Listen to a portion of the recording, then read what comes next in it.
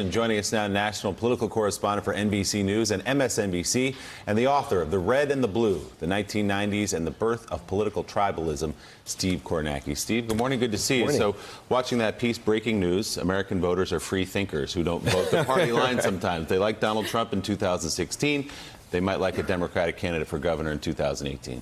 Yeah, in the governor's races, that is sort of one of the exceptions sometimes to the polarization. I think of my state where I'm from, Massachusetts.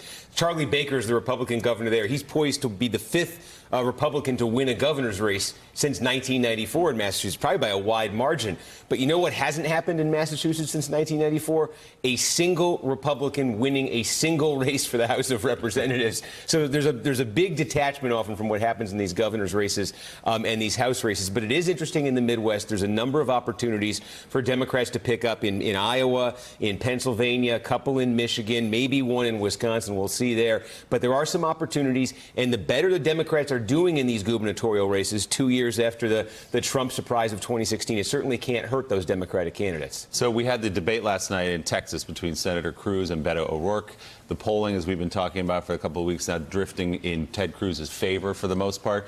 Did Beto O'Rourke do anything last night to close that gap? A new CNN poll yesterday has the spread at 7 points. Yeah, my sense, I was watching that debate last night. It was fairly entertaining, but my sense is people saw what they probably went into it expecting to see, and that's usually what happens in these debates. Well, it struck me that Beto was a little sharper than he has been, which, usually is what happens when somebody feels like in the stretch that they're down a little bit in the polls. Him repeating President Trump's lie and Ted line is kind of contrary to the sort of happy-go-lucky skateboarding, campaigning in the rain Beto that we've come to know. Yeah, Steve, when you look at the polls, not just the Beto O'Rourke Texas stuff, what's your sense about the level of volatility in the electorate? Yeah, it's a couple things. First, I feel it's changed over the last 3 weeks. And so that tells us there is some volatility here. 3 weeks ago, I think the Democrats weren't just favored for the House, but I think 3 weeks ago, you're talking about potentially some very significant gains there, a significant majority for them.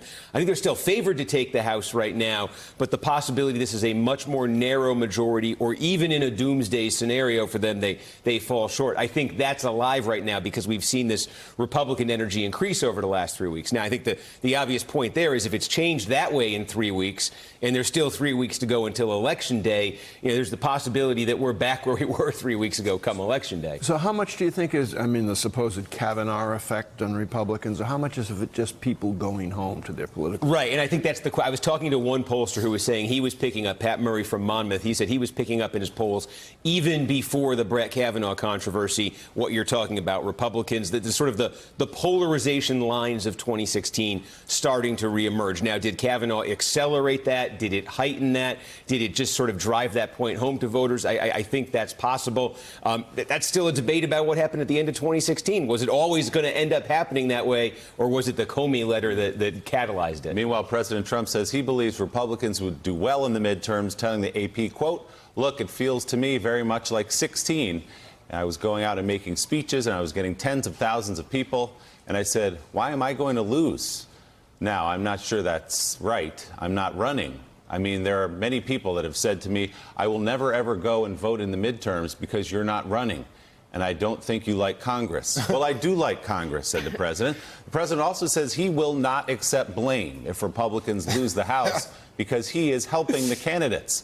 But he says he expects to get credit if they win. Jonathan Lemire, you conducted that interview. The president just lays it all out. You don't even have to read between the lines. If they lose, not my fault. If they win, lines? It was all me.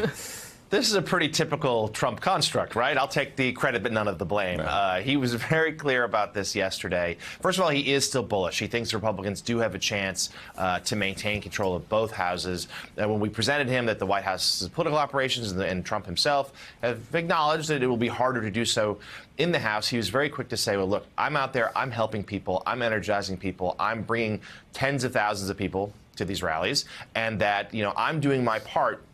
If we lose, that's not my fault. That I'm out there doing everything I can. There are historical trends that work against us, as we know. The party that controls the White House often suffers losses in off-year elections.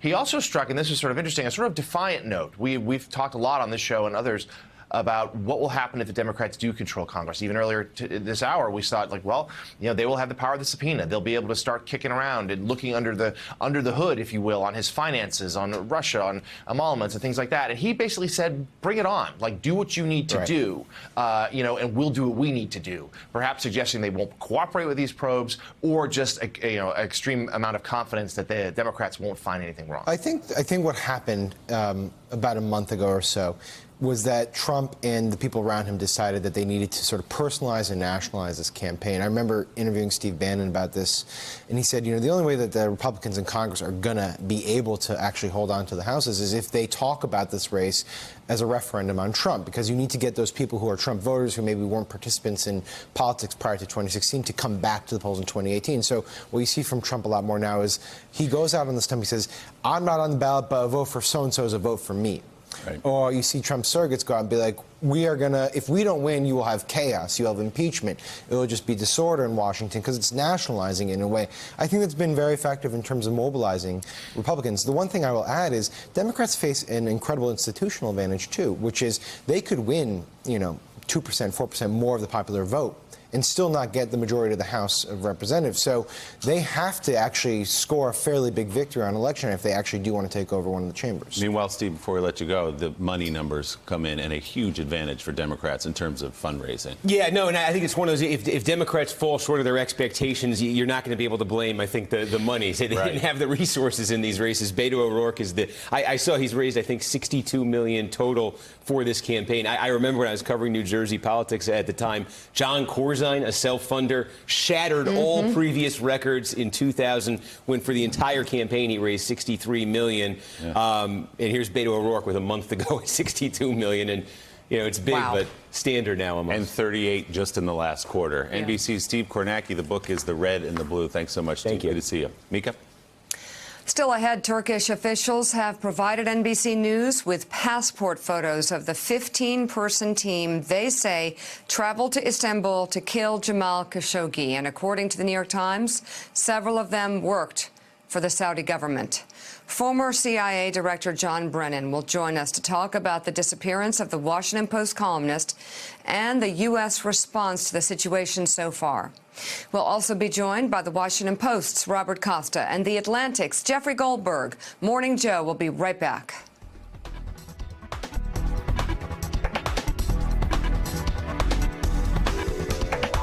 Thanks for checking out MSNBC on YouTube, and make sure you subscribe to stay up to date on the day's biggest stories. And you can click on any of the videos around us to watch more from Morning Joe and MSNBC. Thanks so much for watching.